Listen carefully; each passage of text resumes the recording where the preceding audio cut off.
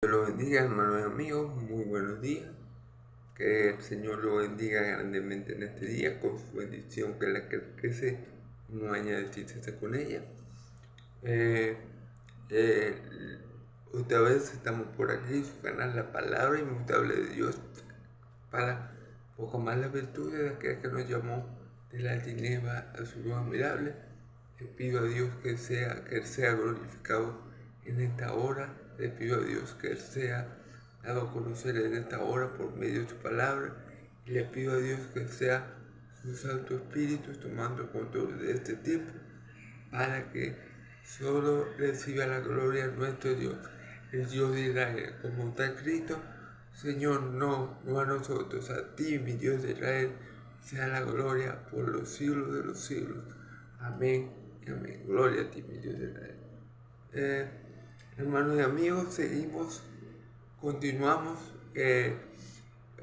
con la serie de prédicas del Evangelio de Juan, ¿verdad? Esta vez llegamos al segundo gran diálogo que contamos. Venimos de ver el diálogo con Nicodemo, diálogo que tuvo Jesús en Judea, ¿verdad? Y ahora pasamos al segundo gran diálogo que mi Señor Jesús tiene en estos versículos, en el capítulo 4, ¿verdad? El diálogo con Nicodemo fue en el capítulo 3, ¿verdad? Donde mi Señor Jesús dice la famosa palabra de que de tal manera amó Dios al mundo, conocida por todos los creyentes, por todos los cristianos, por todos los que se hacen llamar hijos de Dios, por todos los que verdaderamente somos hijos de Dios. Estas palabras son archiconocidas. Yo creo que es uno de los primeros versículos que todo cristiano, que todo creyente se aprende. Bueno, pasamos por ese gran diálogo. Jesús está en Judea, ¿verdad? Para ese tiempo.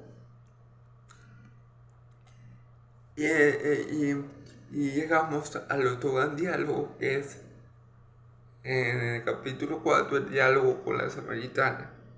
¿Okay? Y en este contexto estamos, ¿okay? En el contexto del segundo gran diálogo que Jesús tiene en estos pasajes. Pues. Dice así la palabra del Señor.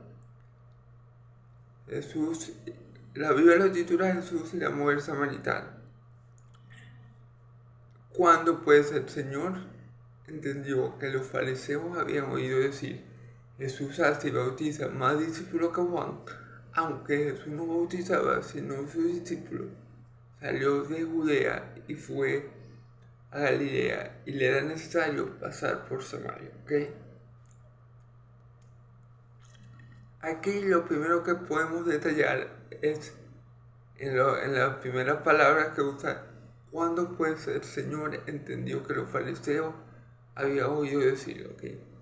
Cuando pues el Señor, fíjense la referencia que hace Juan. Juan llama a mi Señor, Señor. O sea, Juan llama a Jesús Señor. Juan utiliza la palabra hebrea, ahí Elohim, ¿verdad? Que solamente es atribuida a Dios, ¿verdad? O la palabra curios. Juan ahí utiliza el griego del Señor, que es curios, y esa palabra solamente era utilizada, ¿verdad?, para mencionar o para referirse al Dios de ellos. En hebreo, en el Antiguo Testamento, se usaba la palabra Elohim, que significa lo mismo, Señor. Y en griego, que es el idioma del Nuevo Testamento, se utiliza la palabra curios. Juan está reconociendo el señorío del Señor, y con este título Juan apunta a su plena deidad. Recordemos que en el Evangelio de Juan, desde el principio, desde el Juan 1.1, Juan viene apuntando a su deidad. Pues Juan dice: en el principio era el verbo, y el verbo era con Dios, y el verbo era Dios. Entonces Juan desde el principio, el objetivo de Juan al escribir el libro, ¿cuál es? Siempre lo cito, pero es bueno recordar la declaración de propósito de Juan. Estas cosas se escribieron para que creáis que Jesús es el Hijo de Dios viviente, y era Cristo el Hijo de Dios viviente, y para que creyendo esto tengáis vida. ¿Okay? Entonces, el propósito de todo el Evangelio de Juan es resaltar, es enfocar, es que la gente visualice su plena deidad como Dios Todopoderoso. Jesús, sí es verdad que Jesús es 100% hombre, ¿verdad? Pero también es una verdad ciertísima que Él es 100% Dios. Porque si Jesús no fuera Dios, ¿verdad? Por ejemplo, Él no podría salvar a nadie porque solo en Dios hay salvación. Y por ejemplo, otro ejemplo que le puedo dar es que Jesús no podría perdonar pecados, porque ¿quién perdona pecados? Sino solo Dios. Entonces, está claro que el Evangelio de Juan se centra en demostrar la plena deidad de mi Señor Jesucristo. Por eso también utiliza 7 veces el nombre eterno de Dios para describir a mi Señor Jesús. Yo soy el que soy, mi Señor Jesús es el pan de vida, mi Señor Jesús es la puerta, es el buen pastor, ¿verdad? Es el camino, la verdad y la vida. 7 yo soy que aparecen en el Evangelio de Juan. En realidad aparecen más, pero resaltan esos 7. Yo soy la puerta, yo soy el maná, el pan de vida, yo soy la vida verdadera, yo soy el buen pastor, yo soy el camino, la verdad y la vida. Esto apunta a la plena deidad de mi Señor. Entonces, Juan aquí cuando habla del Señor, le dice a nuestro Señor Jesús, Señor, él ya está claro que mi Señor Jesús es Dios. Él está claro de la deidad de mi Señor. Él no tiene duda de que mi Señor es el Señor de señores y Rey de reyes, como dice el libro de Apocalipsis, ¿verdad? El Señor de señores y Rey de reyes. ¿Okay? También podemos ver, hermanos y amigos, que esta declaración que Juan hace aquí, que le llama a Jesús Señor, ¿verdad? Alguien que no tiene verdadera fe salvífica, alguien que no conoce bien la deidad de Cristo, no la puede decir. Es más, alguien que no esté movido por el Espíritu Santo, no la puede decir, porque dice la palabra: nadie puede llamar a mi Señor Señor si no le es dado por el Espíritu Santo. Si nosotros o cualquier persona no tiene el Espíritu Santo, no llama a mi Señor Jesús Elohim, como lo hacían en el Antiguo Testamento, para referirse a Dios como Señor de señores, y no llaman a él, a mi Señor Jesús Curio, como lo hace a la traducción en el Nuevo Testamento, que en griego significa Señor. Si el Espíritu Santo no está en nosotros, si nos mueve a reconocer a mi Señor Jesús como Señor de señores, nosotros nunca lo haríamos, ¿entienden? Entonces, es todo lo que llamamos a mi Señor Señor, es porque el Espíritu Santo nos ha dado esa bendición, nos ha hecho creer en Él de manera salvífica, de manera que nosotros vemos en Cristo no a un simple hombre mortal, carnal, que anduvo en la tierra, ¿verdad? Sino nosotros vemos y contemplamos la plena deidad de Cristo, y por eso creemos en su señorío, ¿ok? Podemos ver otro ejemplo. El rey David, inspirado por el Espíritu Santo, le dice: el Señor dijo a mi Señor, siéntate a mi diestra, hasta que yo ponga a todos sus enemigos por estado de sus pies. ¿De qué Señor está hablando David? el Señor dijo a mi Señor, estaba hablando, el Dios Padre le dice al Dios Hijo, al Hijo, al Verbo Eterno, siéntate a mi diestra, hasta que yo ponga todos sus enemigos por estado de tus pies. Entonces ahí vemos que David, inspirado por el Espíritu Santo, le dice a mi Señor Jesús, Señor, sin ni siquiera conocerlo. David, lleno del Espíritu Santo, dice esta palabra. Entonces es algo que hay que destacar, que cuando nosotros reconocemos a Cristo como Señor de señores, ¿verdad?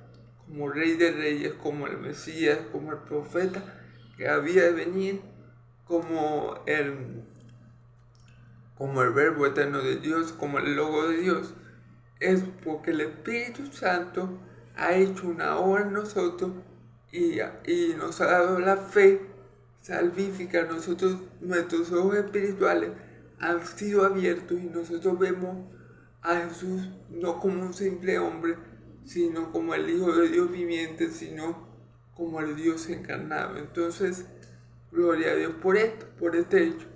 ¿Ok? Seguimos, el versículo dice que el Señor entendió que los fariseos habían oído decir, Jesús bautiza más que Juan, aunque él no bautizaba sino sus discípulos. Salió de Judea. Ok, vamos a quedarnos hasta... los fariseos habían oído decir, Jesús hace y bautiza más que Juan, aunque no bautizaba sino sus discípulos. Okay. Jesús, ¿verdad?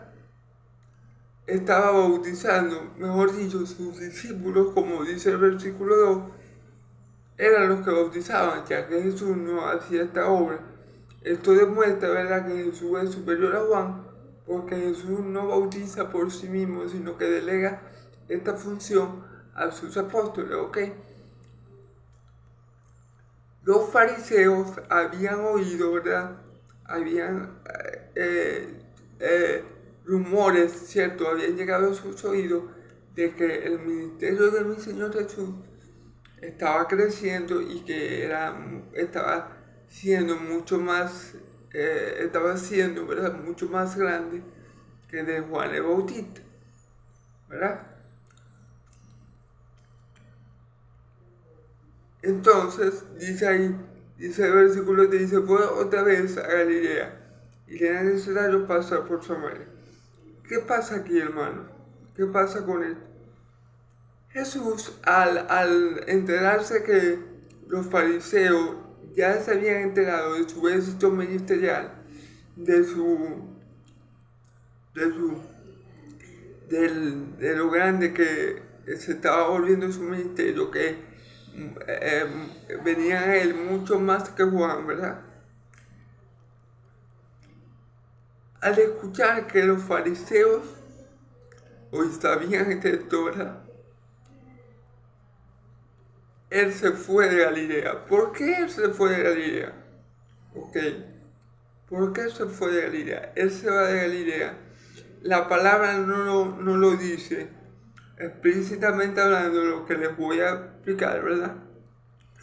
No está escrito en la palabra, pero hay varias razones que nosotros podemos, digamos, discernir por las que Jesús pudo salir de Galilea, de Judea, ¿verdad?, a Galilea, a causa de los fariseos. Primero, no es que Jesús le tuviera miedo a los fariseos.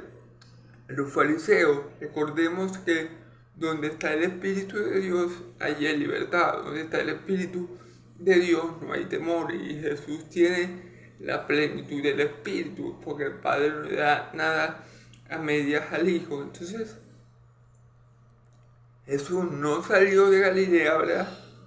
No salió de Judea a Galilea porque él le tuviera miedo a los fariseos. No, Jesús no le tiene miedo a nadie porque el Padre siempre está con él. Jesús no le tenía miedo a Pilato. Jesús se cuando vino a buscar a Jesús para apresarle, él él se entregó, él no temía lo que el hombre le pudiera hacer, ¿ok? Él no le tenía miedo a ningún hombre, y mucho menos a los fariseos, porque ya él los había confrontado muchas veces. Entonces, ¿por qué mi Señor Jesús, al saber que los fariseos se habían enterado de su éxito ministerial, decide, hermanos y amigos, irse de Judea, donde había tenido la conversación con Nicodemo, a Galilea, ¿verdad?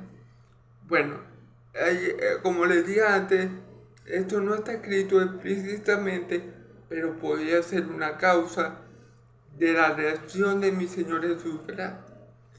Es que él sabía, ¿verdad?, que una confrontación en ese momento, ¿verdad?, podía ocasionar que el plan que Dios tenía con él tuviera tropiezo. Él sabía que ese no era un buen momento para tener una confrontación directa con los fariseos, porque podía entorpecer de alguna manera la obra del Padre. Entonces mi Señor Jesús, que manso como paloma y astuto como serpiente, él evitó esa confrontación con los fariseos yéndose a Galilea.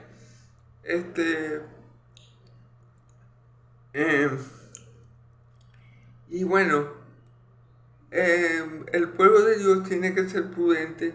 El pueblo de Dios no se puede exponer, ¿verdad?, a cosas que de alguna forma le impidan llevar a cabo la voluntad que Dios tiene para uno. Cuando Jesús era pequeño y Herodes el grande, ¿verdad?, lo mandó a matar a los niños pequeños, ¿verdad?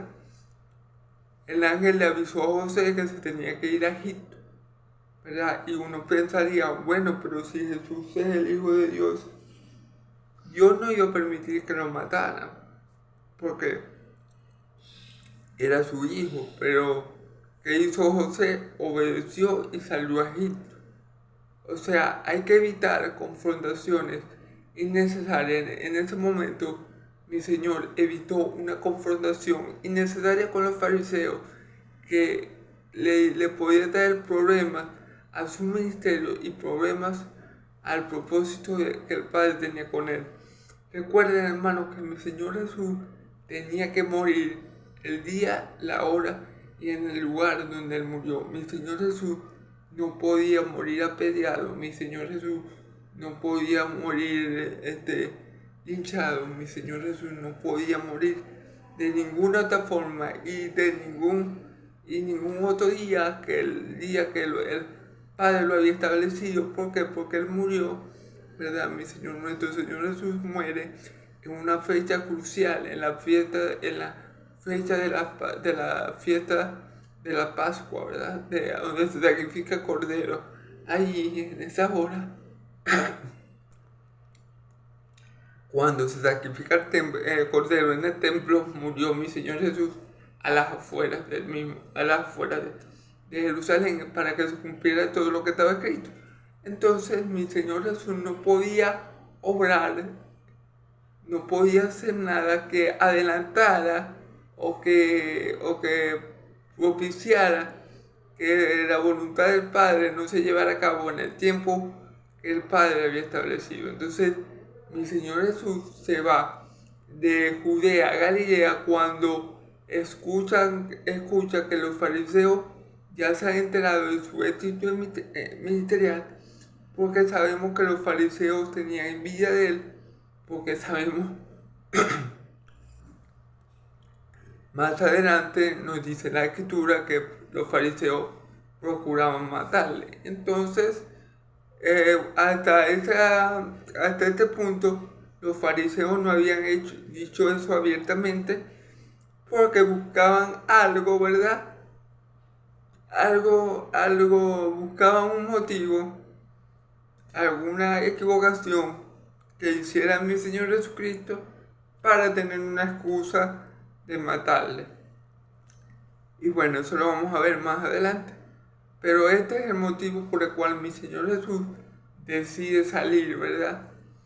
De Judea, donde había tenido la conversación con Nicodemo, ¿verdad? A Samaria. ¿Para qué? Para cumplir la voluntad del Padre.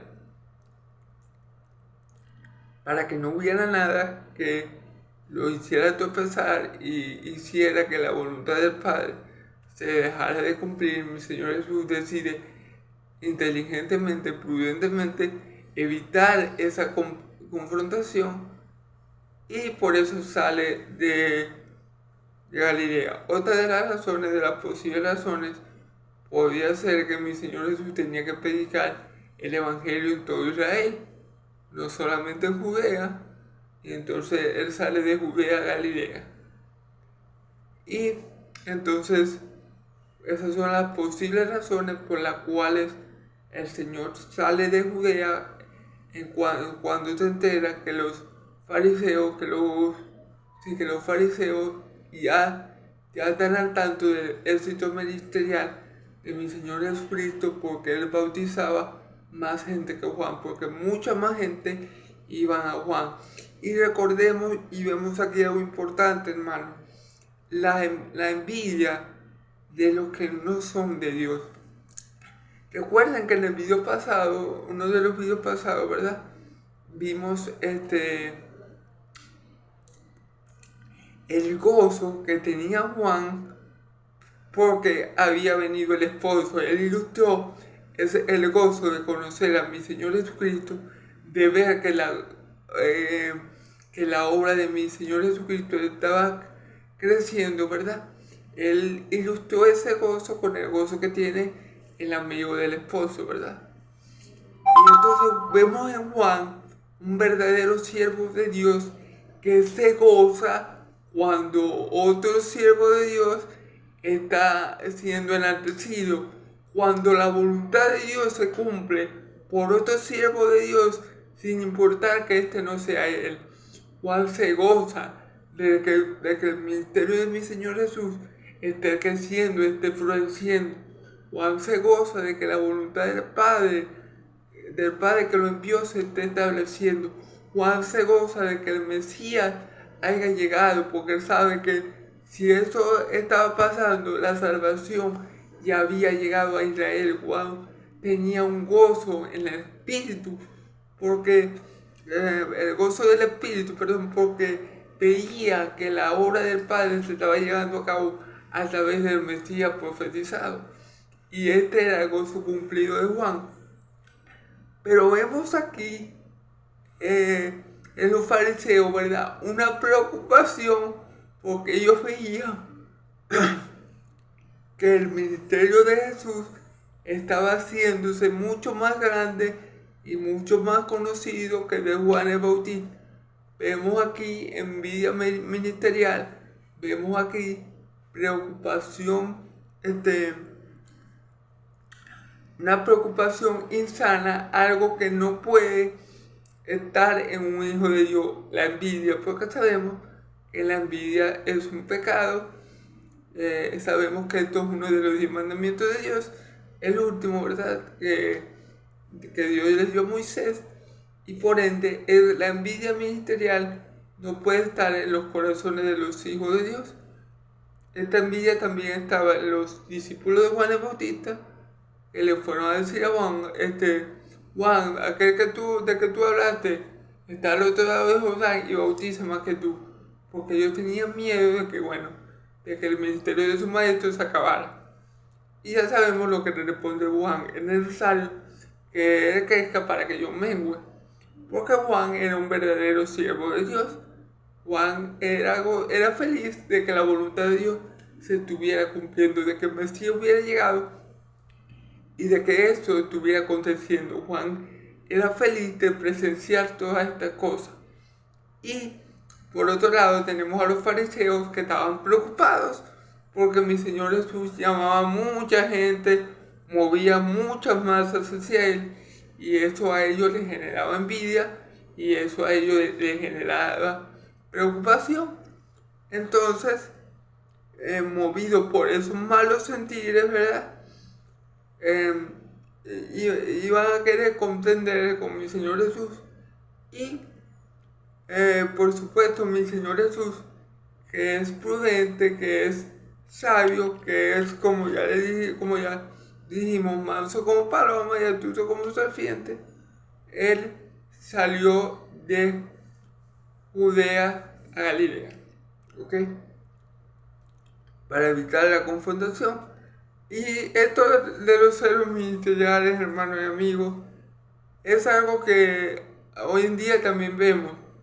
Un verdadero siervo de Dios tiene que estar contento, gozoso y feliz, aunque su iglesia no pase de 50 miembros y él vea a un nuevo creyente, un nuevo hermano que lo ungen como pastor, vamos a poner un ejemplo, y este hermano que es recién ungido pastor levanta una iglesia de 100, de 200 personas.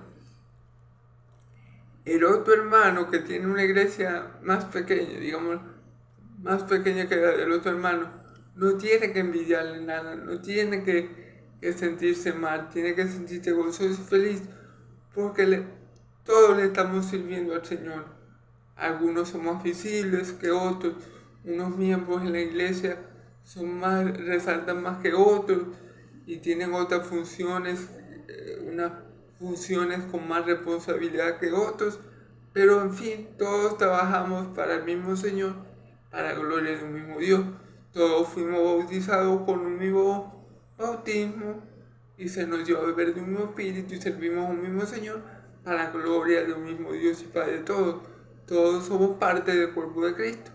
Así que la envidia, los celos tontos en el pueblo del Señor no tienen cabida, hermanos. Hay que ser como Juan el Bautista, hay que darle gloria a Dios cuando vemos que nuestro hermano prospera, cuando vemos que nuestro hermano tiene un mejor trabajo que nosotros, cuando vemos que nuestro hermano, su ministerio va creciendo.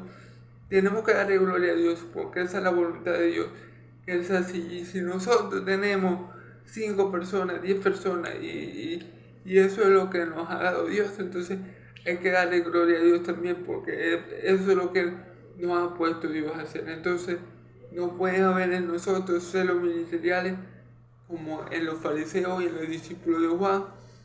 Tenemos que darle gloria a Dios porque el Señor de la obra, el Señor es el que le da crecimiento a la obra.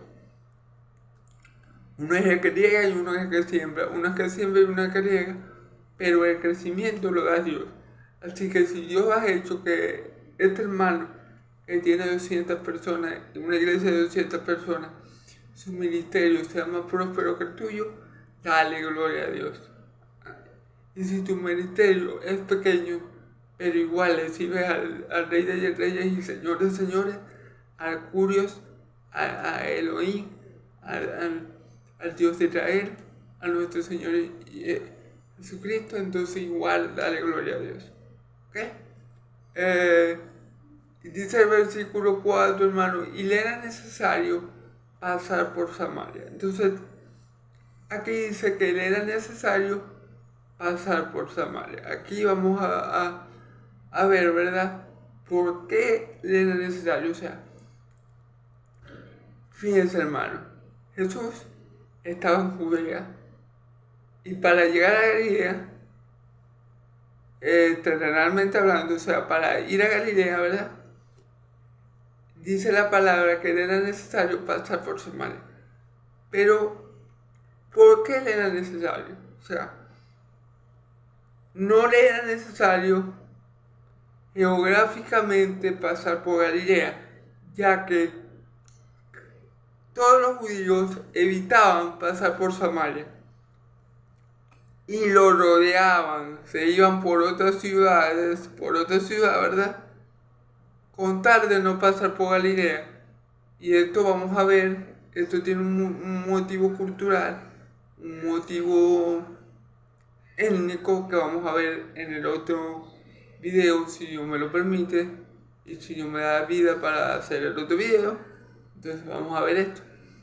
Pero no le era necesario a mi Señor Jesucristo, no le era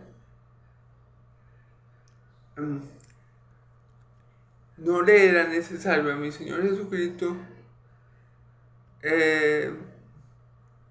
perdón hermano, me salté un punto, voy a hacer dice hermano y amigo en el versículo 3 que Jesús bautizaba, vamos a hablar un poco del bautismo antes de entrar de lleno al punto que él estaba mencionando, ya que me salté el versículo, la parte del bautismo. Vamos a ver, dice la palabra, hermanos y amigos, que Jesús bautizaba más que Juan. Vamos a hablar un poco del bautismo. El bautismo, ¿verdad? Juan el Bautista, venía bautizando en el Jordán. Juan el Bautista venía bautizando para arrepentimiento de pecado, según lo que dicen los evangelios, ¿verdad? Para preparar el camino para que mi Señor Jesús fuera manifiesto. ¿Por qué? Porque un requisito para servirla, para conseguir o para obtener o para recibir el perdón de Dios, ¿verdad? Es que nos arrepintamos de nuestros pecados. Entonces Juan el Bautista, ¿verdad? Es el que pone, digámoslo así, el fundamento, la base para que mi Señor Jesús haga su obra. Juan el Bautista es aquel que está encargado, según la escritura, de preparar todo para que mi Señor Jesús sea manifestado y pueda comenzar su ministerio. Entonces Juan el Bautista bautizaba para arrepentimiento. Y el bautismo con agua, hermanos, uno de sus propósitos es que la persona se arrepienta de sus pecados y quede en Cristo, ¿verdad? Ese es uno de los propósitos. El bautismo con agua también simboliza cuando uno se sumerge al agua, ¿verdad? Nosotros morimos juntamente con Cristo. Nuestra carne pecadora, nuestra carne vil, nuestra carne despreciable, muere juntamente con Cristo y morimos también al pecado. En el bautismo con agua sepultamos nuestros pecados y nuestra carne pecaminosa juntamente con Cristo, y cuando somos levantados juntamente con Él para novedad de vida. Entonces morimos al pecado y cuando somos levantados de las aguas vivimos para Dios y para aquel que murió y resucitó por nosotros. Tenemos una nueva vida. Eso es lo que simboliza el bautismo según Romanos, ¿verdad? Según la carta a los Romanos. ¿Qué? Ahora, si vemos esto, ¿verdad? Si vemos estos detalles del bautismo, nos damos cuenta de algo, de que el bautismo católico romano está equivocado, de que el bautizar niños, ¿verdad?, no tiene un sustento bíblico, no tiene, digámoslo así,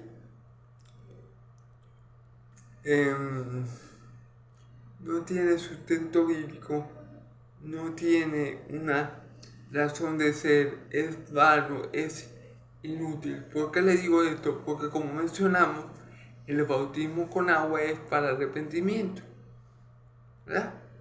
Un niño recién nacido no tiene nada de que arrepentirse porque no ha pecado. El pecado mora en el niño.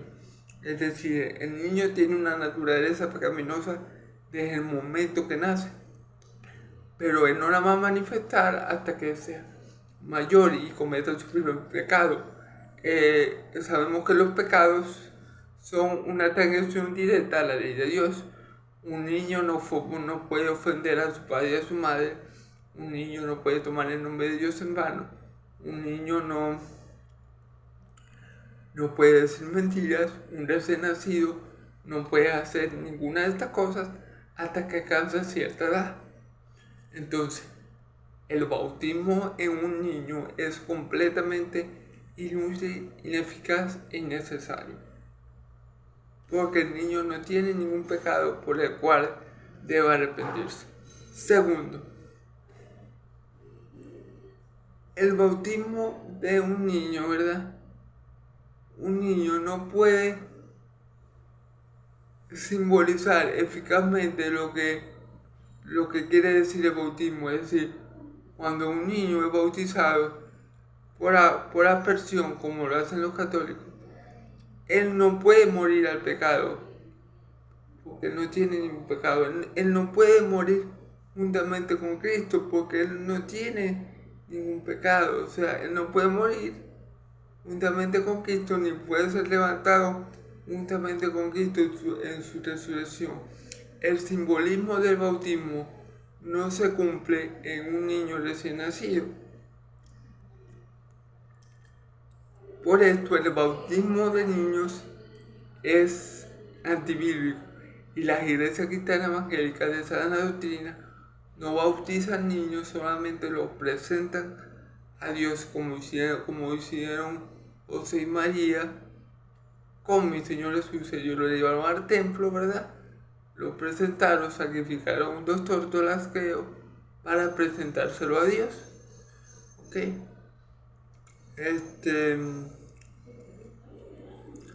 La iglesia cristiana evangélica bautiza, ¿verdad?, a los jóvenes a partir de los 12 años. Ya con una cierta edad, ya a los 12 años, el niño puede pecar y va a pecar. El niño ya a los 12 años tiene conciencia de pecado. El Espíritu Santo puede convencer a ese niño de pecado. El Espíritu Santo puede guiar a ese niño por su fe a ser bautizado. El Espíritu Santo puede obrar todo esto en un niño de 12 años. Ahora, el Espíritu Santo no le puede dar arrepentimiento y fe a un niño recién nacido. El Espíritu Santo no puede guiar a un niño recién nacido a bautizarse. Entonces, por esto, la iglesia cristiana acostumbra a que el bautismo sea a partir de los 2 años, porque ya el niño por su fe, ¿verdad?, por la fe que le fue dada por Dios, el niño puede escoger bautizarse por la obra que ha hecho Dios en su corazón.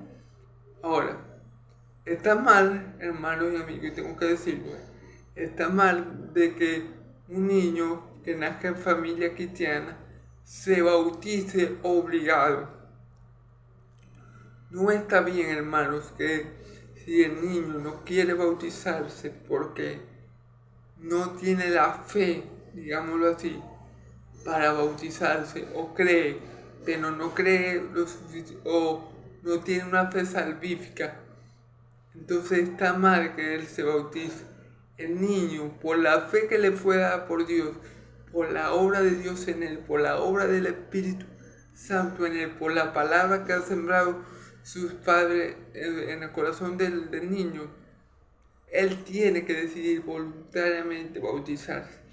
Yo por mi parte, y esto es algo personal, yo por mi parte veo mal que el niño sea obligado a bautizarse. El niño hay que sembrarle la palabra desde pequeño, hay que intuirlo en los caminos del Señor, pero es el Señor el que va a mover finalmente al niño por medio de su Espíritu Santo, por medio de la fe que él ha recibido al oír la palabra del Señor, a ser bautizado, a dar testimonio del Señor que él sigue, porque para eso también es el bautismo, para dar fe del Señor a que yo sigo y en el Señor que yo creo, y para dar fe y testimonio de lo que Dios ha hecho en mi vida. Entonces, esto tampoco lo puede hacer un infante recién nacido, y un niño a partir de los 12 años ya puede hacer todas estas cosas, pero destaco, hermanos, que el niño debe ser bautizado porque su fe lo lleva a orar de esa forma, porque su fe lo lleva a seguir los pasos de mi Señor Jesucristo. El niño no debe ser bautizado por la fe de otro. No.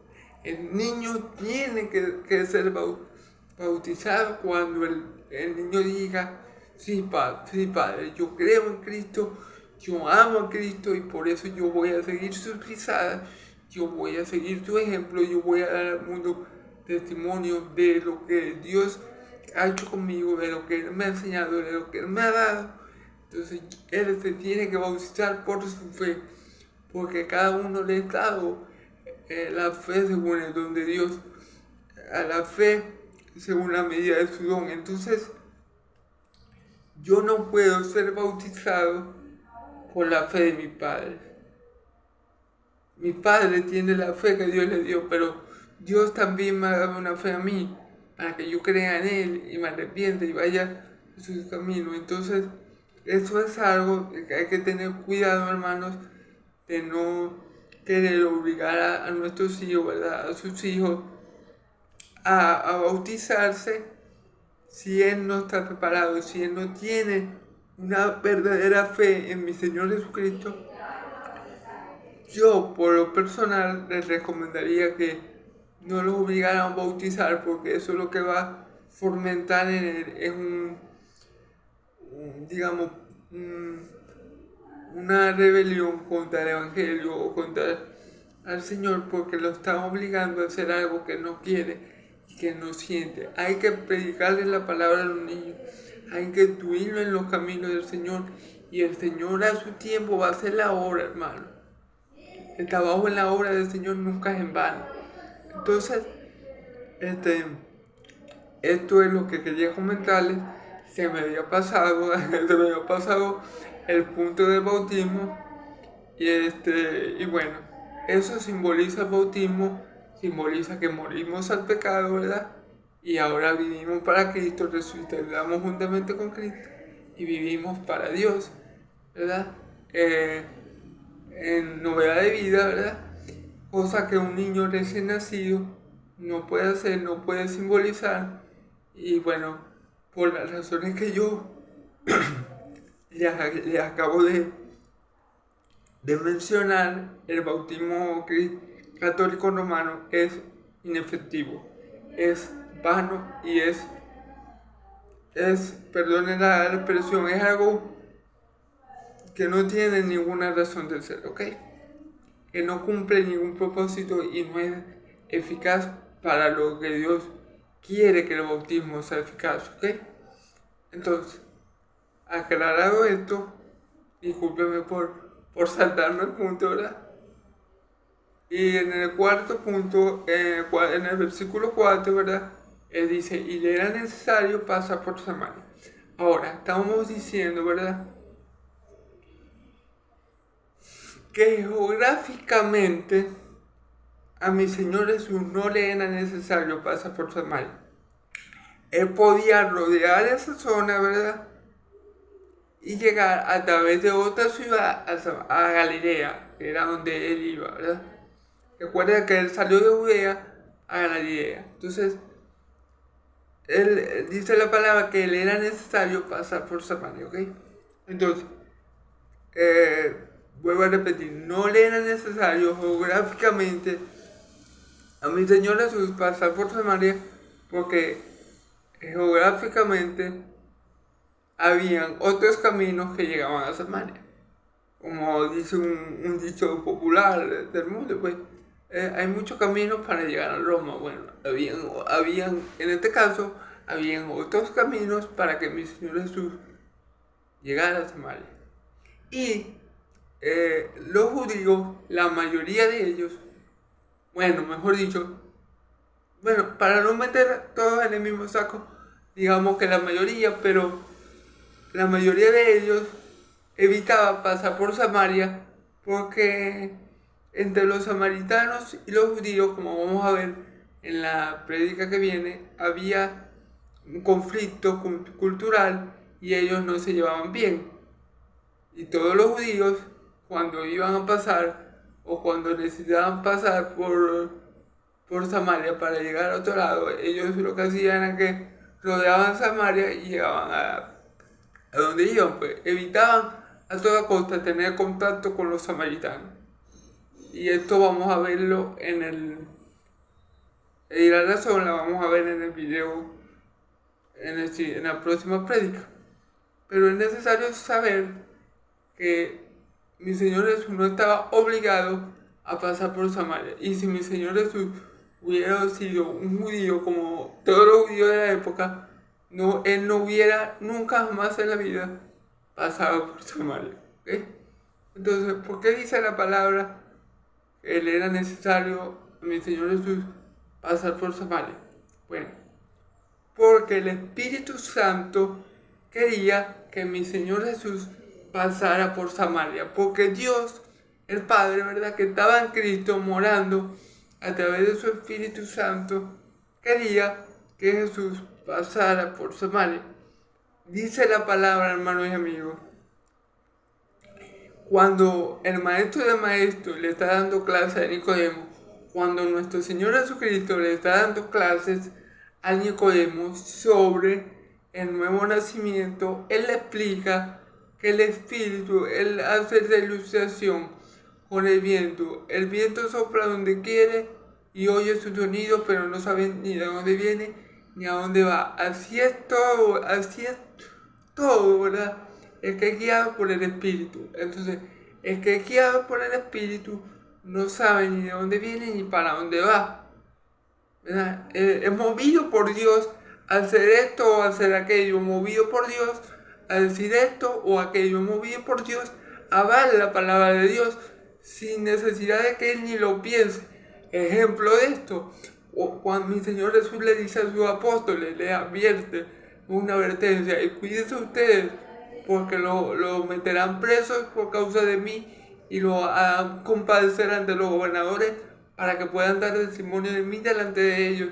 Pero cuando eso pase, no se preocupen ustedes de lo que han de decir, porque no serán ustedes los que hablen, sino el Espíritu Santo, sino Dios.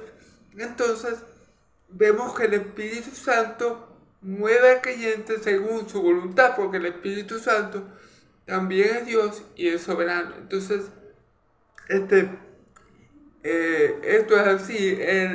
Por otro ejemplo que le doy de esto, cuando mi Señor Jesús es bautizado en el río Jordán por Juan el Bautista y descendió el Espíritu Santo en forma de paloma y permaneció en él, ¿verdad? Acto siguiente, mi Señor Jesús es llevado al desierto. Pero ¿qué dice la palabra? ¿Quién lo llevó al desierto? El Espíritu Santo lo llevó al desierto. ¿Entiendes? Entonces el Espíritu Santo mueve al creyente conforme a la voluntad de Dios para que se cumpla el propósito de Dios. Es más, el Espíritu Santo puede prohibirle a la persona que no vaya a cierto lugar, como en el caso del apóstol Pablo. El apóstol Pablo quería, según la carne, según su voluntad, según un sentir propio, pues digámoslo así, ir a la región de Asia, pero el Espíritu Santo le dijo que no. En este caso no tenemos documentado que el Espíritu Santo le haya dicho a mi Señor Jesús que no se desviara de Samaria, pero bueno, en el caso de Pablo sí vemos que es así. El Espíritu Santo le prohíbe a Pablo entrar a Asia.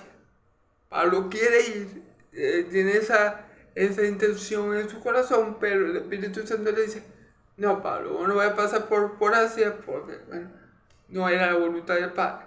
En este caso, sí era la voluntad del Padre que Jesús pasara por Samaria, en medio de Samaria, para llegar a Galilea. Y era la voluntad del Espíritu Santo también, que estaba moviendo a mi Señor Jesús a pasar por esa región que todos los judíos de la época evitaban pasar. Entonces, por eso le era necesario por una necesidad espiritual que nuestro Dios y Padre había puesto en mi Señor Jesús, de ir a Samaria. En el próximo video vamos a ver por qué era necesario, pero a partir de los próximos versículos que vamos a ver, En el próximo video mi Señor Jesús comienza a hablar con la samaritana y vamos a entender mucho mejor por qué era necesario, tan importante que mi Señor Jesús no se desviara como otros judíos, como la mayoría de los judíos de Samaria, sino que pasara por medio de ella. Y tuviera un encuentro, digámoslo así, destinado por Dios, para que el Hijo lo cumpliera, para que muchos llegaran a Él. En el próximo video, hermano, si Dios quiere y me lo permite, vamos a ver cómo lo que Cristo hizo, movido por Dios y por su Santo Espíritu, era de gran bendición para el pueblo de Dios. Era porque había mucho pueblo de Dios en Samaria que mi Señor Jesús tenía que rescatar. Era para que la voluntad de Dios se cumpliera. ¿Cuál es la voluntad de Dios? ¿Qué dice la palabra de mi Señor Jesucristo? El ángel le dice a María: le pondrá por nombre Jesús, porque Él salvará a su pueblo de sus pecados. En Samaria, hermanos, como lo vamos a ver en los videos siguientes, había gran pueblo de Dios, y por esto le era necesario, le era impuesto por el Padre. Mi Señor Jesús era movido por el Espíritu Santo a no rodear Samaria, a no buscar otro camino para llegar a Galilea, sino a pasar por el medio de Samaria, porque a través de esa mujer samaritana que va a conocer mi Señor Jesús, o mejor dicho, como vamos a ver en los versículos que vienen, que ya mi Señor Jesús conocía, muchos iban a llegar muchos iban a creer en Él para la gloria de Dios Padre. Entonces, cuando la Biblia dice que Él era necesario, era porque el Espíritu Santo lo estaba llevando de allá para acá. O sea, el Espíritu Santo movió a mi Señor Jesús a hacer algo que la mayoría de los hebreos no hubieran hecho. Y mi Señor Jesús obedece al Padre. Mi Señor Jesús está aquí para hacer la voluntad del Padre que le envió. Y esta es la voluntad del Padre que le envió, de que todo lo que Él me dio, que todo lo que Él me dé, venga a mí y yo lo resucité en el día postero. Entonces, mi Señor Jesús sabía que esa samaritana iba a estar en ese lugar que vamos a ver en el video pasado, y iba a ser, y Él la iba a rescatar, y por medio de ella muchos iban a ser salvos. Por eso le era necesario pasar por Samaria, porque el Espíritu Santo lo movió a eso, porque esa era la voluntad del Padre, y porque él tenía que hablar con esa mujer samaritana, porque ella iba a causar la salvación, y a través del testimonio de ella también muchos iban a creer.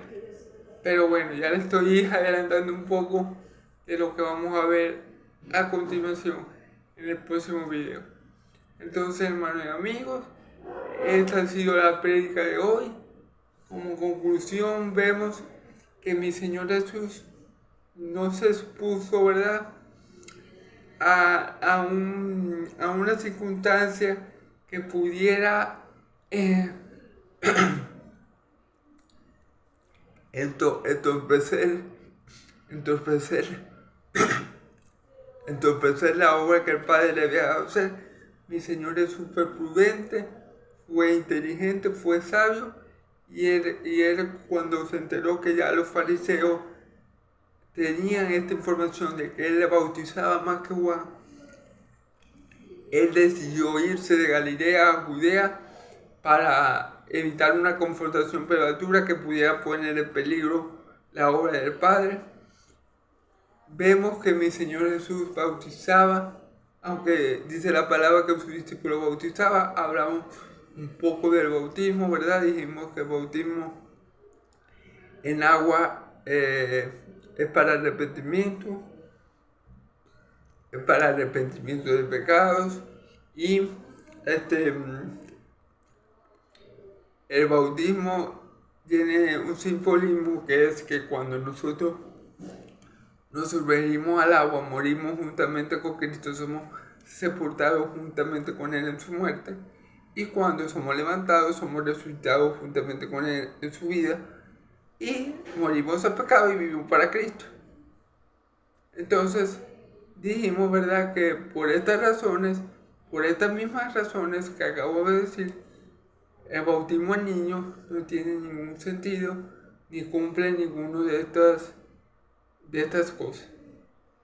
Porque primeramente el niño no puede creer, el niño no tiene pecado y el niño no puede nacer de nuevo. Por ende, el bautismo con niños es innecesario y no tiene ningún sentido. ¿Ok?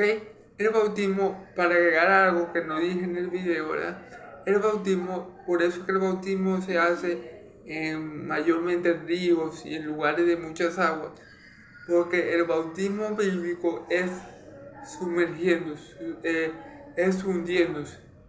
Por el simbolismo, por lo que representa, tiene que ser por sumersión, por inmersión, ¿verdad? Tiene que ser como se bautizó mi Señor Jesús, que bajó a las aguas de Jordán. Asimismo, ese es el modelo correcto del bautismo. No por aspersión, como hacen los curas católicos. Y también, hermanos y amigos, vimos por qué le era necesario a mi Señor Jesús pasar por Samaria para llegar a Galilea, y dijimos que no le era necesario geográficamente hacerlo porque podía, como hacían la mayoría de los judíos, rodear Samaria, evitar Samaria y llegar a Galilea por otro lado, sino que cuando la Biblia dice que le era necesario porque deber le era impuesto por el Espíritu Santo, porque el Espíritu Santo lo movía a mi Señor Jesús de allá para acá y de aquí para allá, porque el Espíritu Santo ponía la palabra de Dios en la boca de mi Señor Jesús, como lo hace con todos nosotros, y porque era la voluntad del Padre que Él fuera para Samaria y que tuviera esa conversación con la samaritana, de la que vamos a estar hablando, si Dios me lo permite y me da vida y salud, en el video siguiente. Entonces, le era necesario porque el Espíritu Santo quería, porque Dios quería que Jesús fuera a ese lugar, que Jesús pasara por Samaria, cosa que ningún judío de la época hacía, pero como los pensamientos de Dios son más grandes que los nuestros, pero como los caminos de Dios son más altos que los nuestros, entonces Dios no piensa como hombre y Dios le puso en el corazón a mi Señor Jesús ve por Samaria. Y el Espíritu Santo también lo movió a él, también lo movía a él ahí por Samaria. Entonces, hermanos y amigos, esta ha sido la prédica de hoy.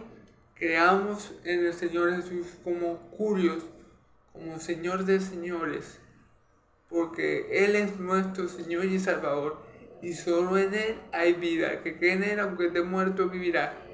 Que en Él que no morirá para siempre. Y el que esté muerto, aunque esté muerto, vivirá. Y el que muera, y el que esté muerto, vivirá. Entonces recordemos esto, recordemos que Él es el camino, la verdad y la vida. Creamos en Cristo como nuestro Señor y Salvador, como el Hijo de Dios viviente, como el ungido de Dios, como el enviado por Dios, como aquel que dio su vida por ti y por mí, para que ese sacrificio que Él hizo por cada uno de nosotros venga a ser en nosotros salvación y vida eterna, para que por medio de su cuerpo, que es el pan, tengamos vida, para que por medio de la sangre, para que por medio de su sangre tengamos vida y vida eterna, y seamos reconciliados con Dios, y seamos adoptados como hijos y amigos, y seamos amigos de Dios. Creamos en Cristo, porque solo en Él es salvación y vida eterna, porque Él puede darle vida a todo aquel que cree, porque en Él está la vida de Dios y Él puede darle vida a todo aquel que cree. Así que si no creen a un amigo en Cristo como su Señor y Salvador, creamos en Él, porque Él es nuestro curio, nuestro Señor, nuestro Salvador, nuestro Rey, y nuestro Redentor. Él es el único que nos puede ayudar a escapar de la ira venidera de Dios que ha de venir para probar a los que moran en la tierra. Él es el único que murió en propiciación por mis pecados y tus pecados, y el único que nos puede llevar a tener una comunión eterna con nuestro Dios y Padre, con el Padre y Dios de Él. Y Él es el único que Dios comisionó para darle vida a todo aquel que cree en Él. Entonces, hermanos, creamos en Él, hermano y amigo que me escuchan. Si no creen en Cristo, aún están a tiempo de creerle, de adorarle, de buscarle, de servirle, porque el trabajo en la obra del Señor no es en vano, porque el don de Dios es vida eterna en Cristo Jesús, y los que creemos en Él no veremos condenación, sino que habemos pasado de muerte a vida. Dios los bendiga, hermanos y amigos. Amén y amén.